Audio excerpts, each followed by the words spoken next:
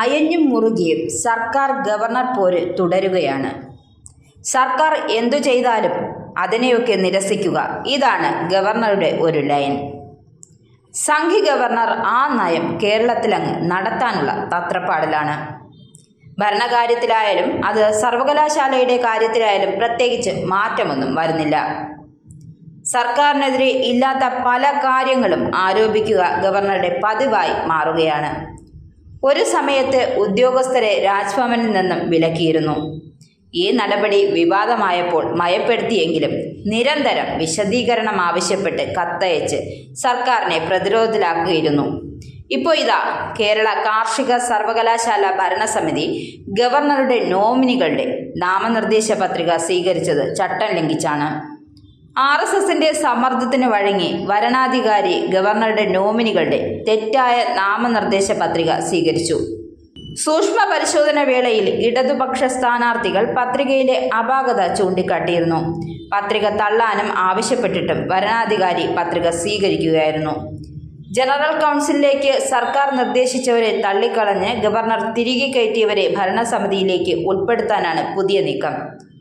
General കൗൺസിലിലേക്ക് സർക്കാർ നിർദ്ദേശിച്ചവരെ തള്ളിക്കളഞ്ഞ് governor തിരികെ കയറ്റിയവരെ ഭരണസമിതിയിലേക്ക് ഉൾപ്പെടുത്താൻ ഗവർണറുടെ നീക്കം ശക്തമായി നടക്കുകയാണ്.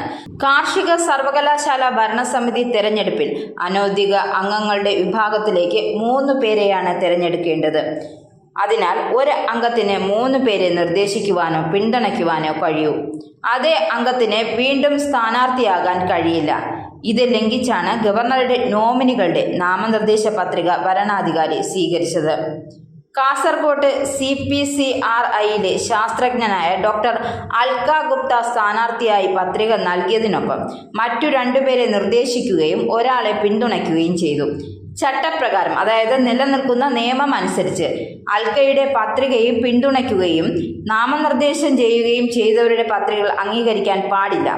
ഇക്കാര്യം തിങ്കളാഴ്ച നടന്ന സൂക്ഷ്മ പരിശോധനയിൽ ഇടതു സ്ഥാനാർത്ഥികൾ ചൂണ്ടിക്കാട്ടിയെങ്കിലും RSS സംഘം ബഹളമുണ്ടാക്കിയതോടെ റിട്ടേണിംഗ് ഓഫീസർ പത്രിക അംഗീകരിക്കുകയായിരുന്നു.